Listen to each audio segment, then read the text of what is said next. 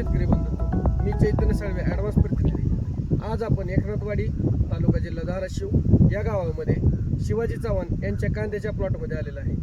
ह्या प्लॉटमध्ये आपण 4 दिवसापूर्वी काजूचा डेमो दिला होता. त्याचे रिझल्ट कसे आले हे आपण शेतकऱ्याच्या तोंडून ऐकून घेऊ. नमस्कार. नमस्कार. नाव काय आपलं? शिवाजी चव्हाण, गाव? एकनाथवाडी. Mobile number? 76 काजूचा डेमो देण्या अगोदर तुमच्या प्लॉटमध्ये कांद्याची काय अवस्था होती?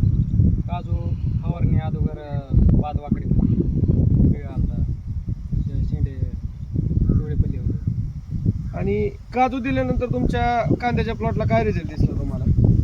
काळोखी आली, चकाकी आली,